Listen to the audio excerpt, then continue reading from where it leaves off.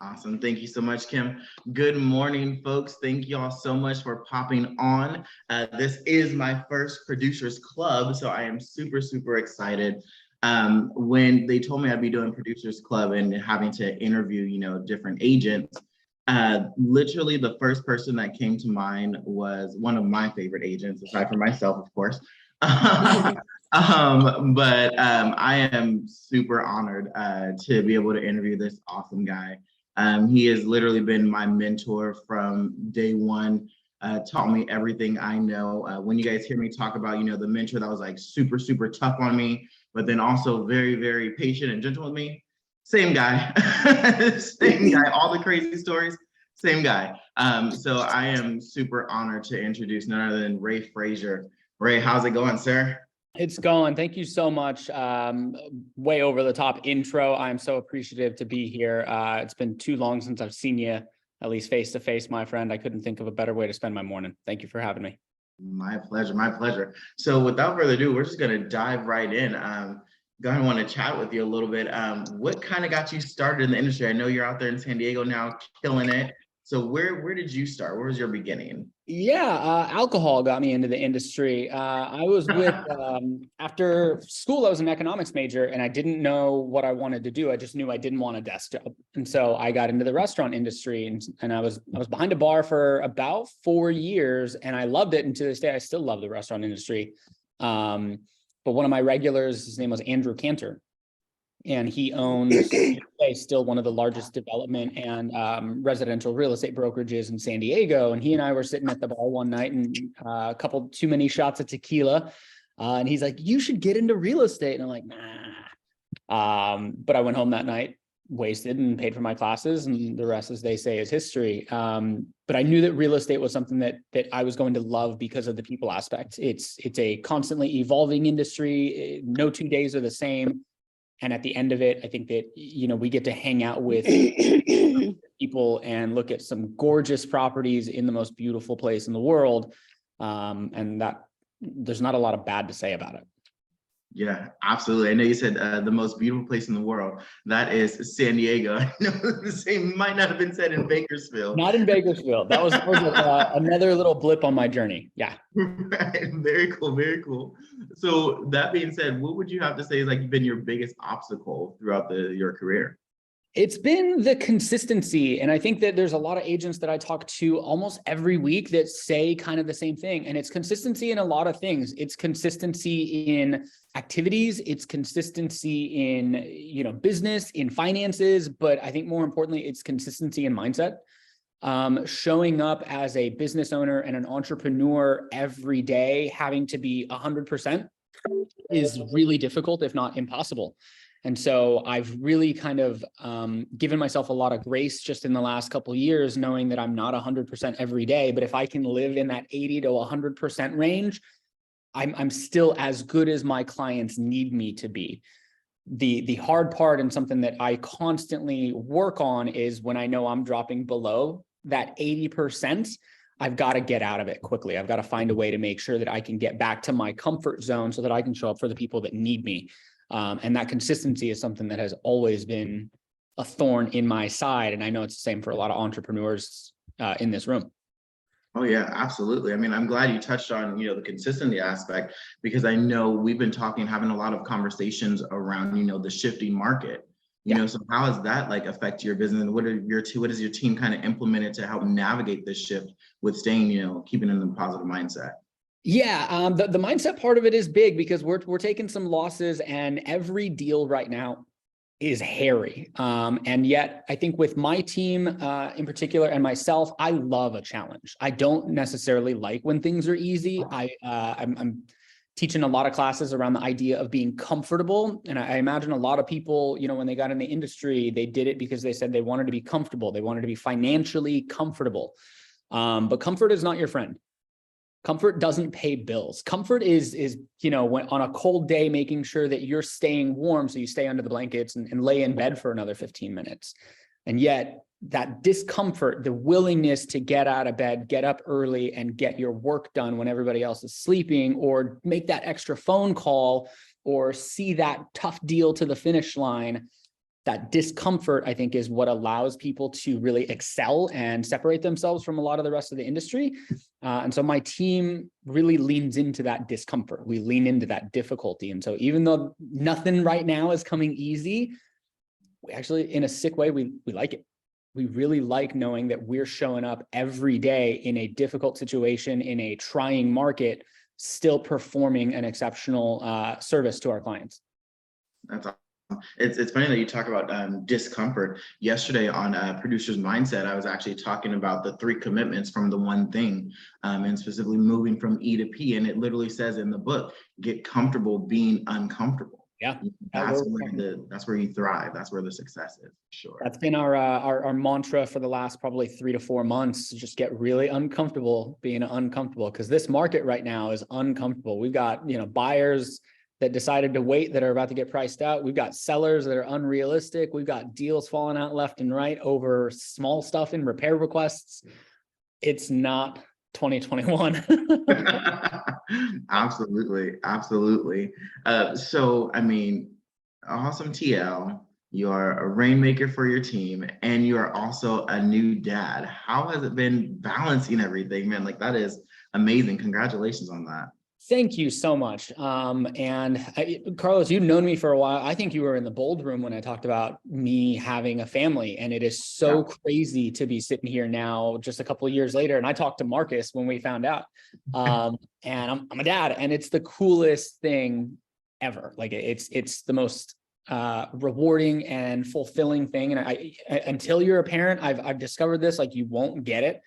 And it's also the hardest thing, because I wake up every morning and I try to make sure that she knows just how much I love her.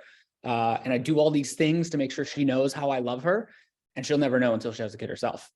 And so my juggle and my priorities have really shifted since I became a dad. And it's making sure that certain commitments are really being upheld, making sure that I'm not at the office until midnight, making sure that I'm home at a decent hour, having dinner with my family.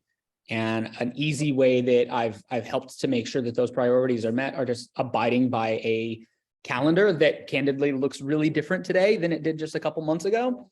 But that calendar guides me through everything, and it makes sure that I'm hitting all the high notes. And so I've got less time to play with than usual, because I could work a 12 to 16 hour day and not have anybody to answer to.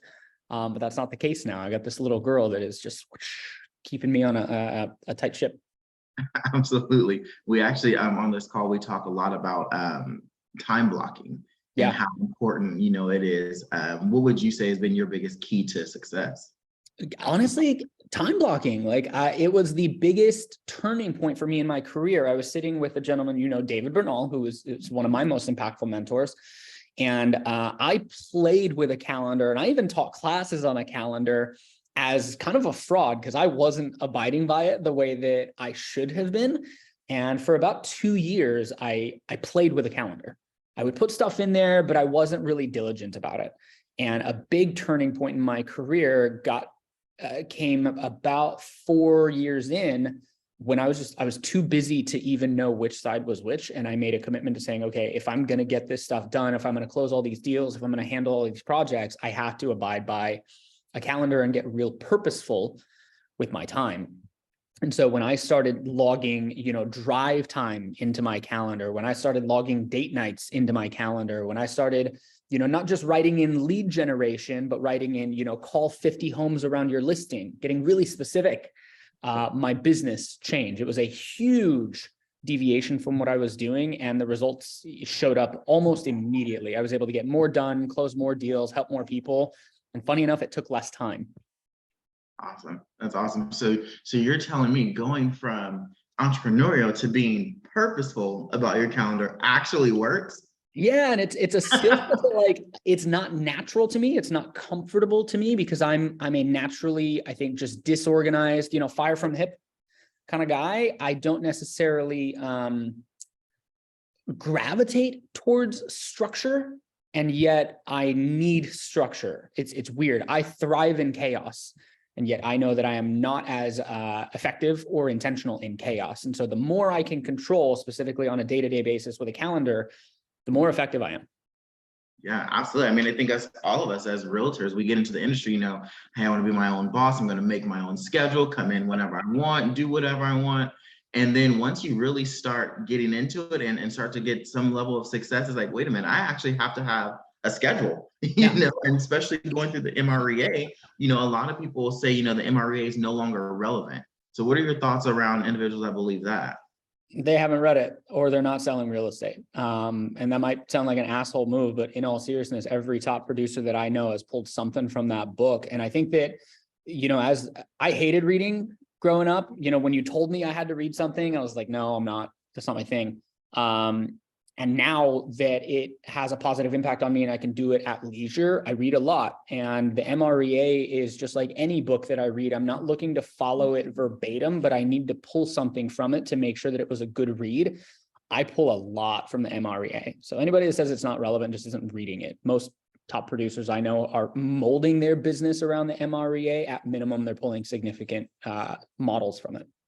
I completely agree. And I think it's so funny that, as the time that it was written, applying that now, right? So looking at applying just the models and then adding on the creativity aspect, like you can't go wrong with it. And I know I sound like a broken record to my team because I'm constantly like, no, what does the model say? Like, let's actually take it back to the MRI.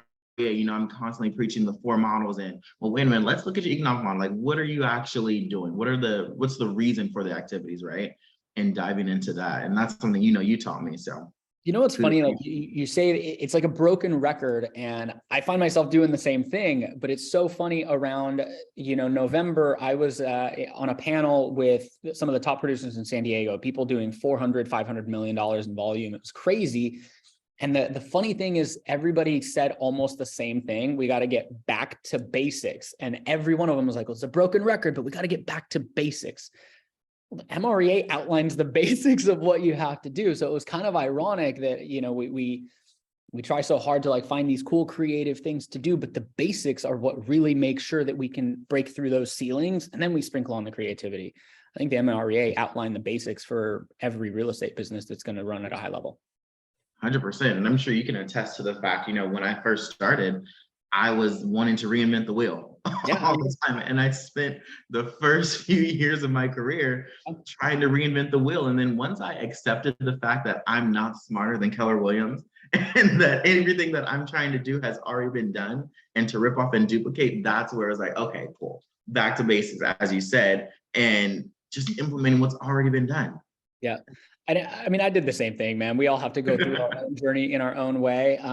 You're a brilliant man, and I'm so happy that you found out what I found out in probably around the same time frame. It took me a couple of years to realize, like, yeah, I'll give myself some credit. I'm not an idiot, but there are people that have done this at a high level before me. I would be foolish to not follow the example that they've set, and then just go do a little bit of it my own way, add my own creativity, my own logo, my own brand, my own style, but the basics.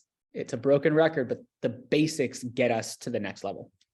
Absolutely. What would you say has been, speaking of the next level, what would you say has been like your biggest level of achievement, or your biggest achievement thus far? Being a dad, by far. And I know that's such a cop-out answer, so I'll give you another one, but I could talk about her for days without getting tired. Just knowing that she will walk into a world and enjoy a life that I only got to dream of. She'll experience the things that I had manifested in my head, and I never got to do. So that to me is by far the greatest achievement. What I will kind of double down and piggyback on that is that I've been able to build a couple different revenue streams and a few businesses that are going to allow her to live that life. And I've managed to do it, I think, with people. So the thing that I'm most proud of is the folks that, when I talk to these, leaders and industry changers and disruptors like Carlos Horton, I'm proud that I got to at least contribute a little bit to that growth, to those people doing some really tremendous things. And I look back and I've identified some folks that I'm just tremendously proud of and in awe of and inspired by. And I got to rub shoulders with those people. I got to sit in a class with those people. I hope I got to instill maybe one nugget with those people. And that's the legacy that we talk about when we cover, our mission statement. And it got real in the last couple of years when I started to think about what's left behind and who is left behind. And it's a really cool thing to know that we have an impact in that way. Your clients, you're leaving a legacy that they will pass down to generations. You know, the wealth that they're accumulating through real estate, you're a part of that legacy. So for me, that's been a huge source of pride that I've been able to reflect on the last few months. That's awesome. And I know you mentioned earlier, I do remember actually being in that bold room when you kind of had that aha moment where we were doing the visualizing exercise, and like you really like painted the picture, and it kind of just seems like from that moment on, your focus just was like completely different. And right, and it was like after achieving, you know, you to get to this point, really, it would have seemed that mindset shift was. There was a fire lit under my ass, and Marcus is just so incredible about being able to tap into like your soul. He grabs your heart and just does some incredible things. And I can vividly remember that moment, me tearing up in front of a room of like 100 people.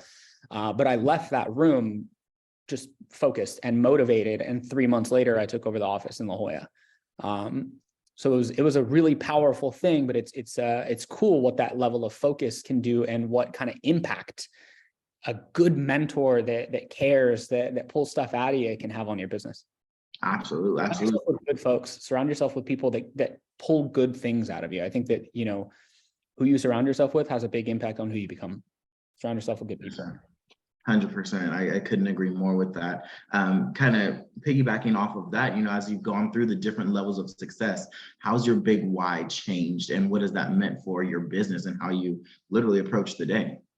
Yeah, my big why has been a governing motivator for me throughout my career. Once I kind of discovered that a big why is actually a thing.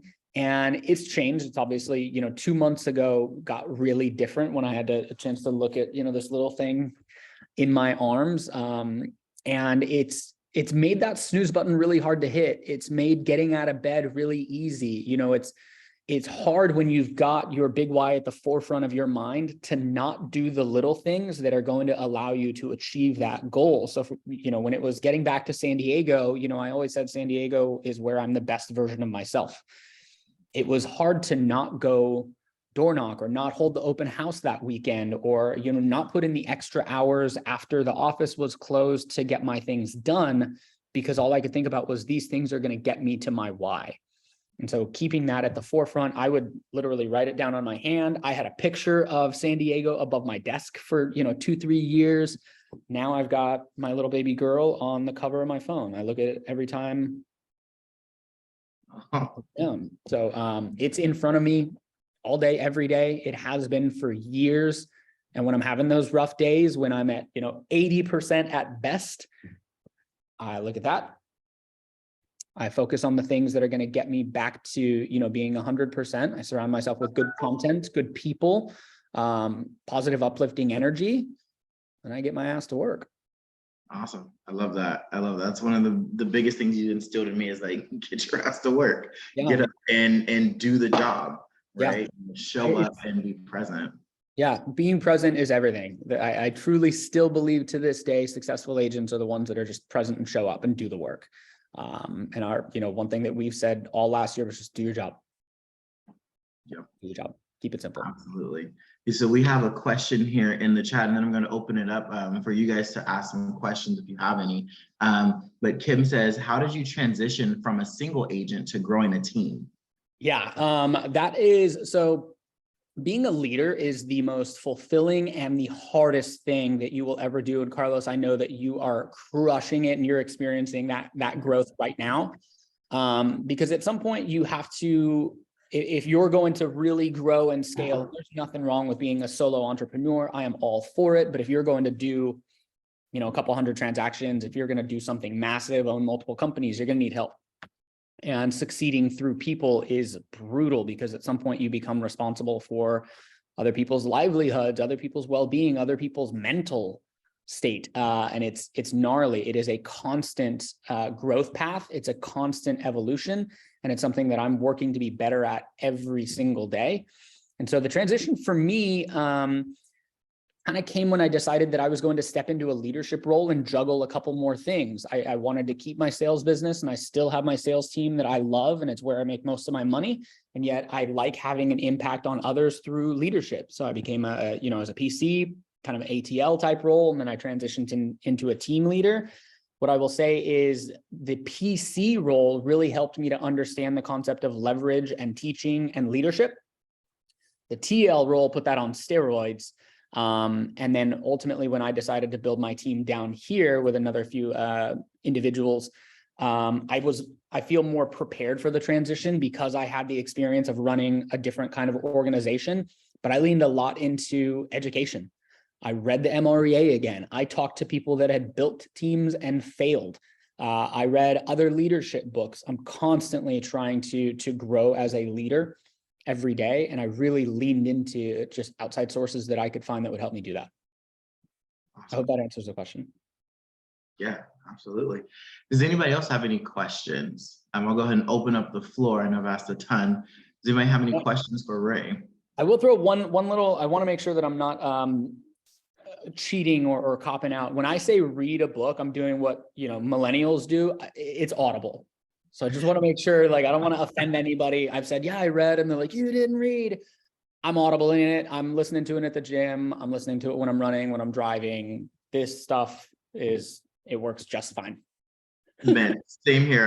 When I was commuting back and forth from Bakersfield, I have the MREA on Audible, the One Thing, the Shift, and that was literally just feeding my mind with those different things. I have them on different apps too. I don't know why I downloaded multiple times, and I have physical copies. So yes, absolutely. There's multiple ways to read a book, folks. Yeah. Love it.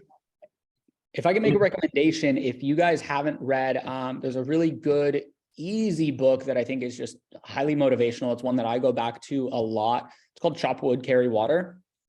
It's just about trusting the process and growing. And it is a super impactful, really good read. I can't recommend it enough. It was one of my favorite books that I read in 2022. I'm now reading it for the third time. My team is reading it. It's solid. Awesome. Chop Wood, Carry Water. Chop Wood, Carry Water. Super easy, Audible, 3-hour or 4-hour read. Awesome. So I have a question here from Christine. She says, moving to a different market, any nuggets learned? What you did before won't work. And I don't mean that you got to blow up the whole thing, but you have to be really willing to change. If you think that you're going to show up and do something the same way that you did in a different market, and you're going to be stubborn and not willing to make adjustments, it's going to hurt your business. You've really got to be willing to evolve. What I do in San Diego, I could not do in Bakersfield, and vice versa. I would never pretend that I can go run a business in San Francisco the way that I do here. It's just different because the people are different, the cultures are different, and you really have to respect the people and the culture where you're doing business and be willing to adapt to how they expect you to do business. And at the end of the day, I think that if you're running your business as a client first corporation, then you'll be willing to make that adjustment. But the best thing that I can tell you is look at what other top agents are doing in that area and make adjustments to your models. Awesome. Love that. And hey folks, Kim actually put in the chat the link to the book, Chop Wood, Carry Water. So feel free to check that out. Kim is on top of it. It's solid. Any other questions for Ray? Anybody else have any nuggets that to take away? Any ahas from, he said a lot of awesome gems. Any ahas? Yeah, Kim asked a question in chat. Can you answer that one? Yes, that was the how did you transition from a single agent to a growing team? Yes. That was okay. Gotcha. I think he went over it a little bit earlier, but Ray, if you want to just recap really quickly. Yeah, Richard. So I have had a team now for quite a while. The transition was helped a lot by stepping into a leadership role. The PC role really helped me understand how to leverage people and how to lead a room and teach classes and impact other people. When I decided to go do it myself, I asked a lot of questions. I read a lot of books. I talked to, agents running small teams that were succeeding. And then I talked to agents running big teams that were succeeding. I asked them a lot about where they fell short. I asked them a lot about how they failed forward. And I used their bad experiences to my benefit.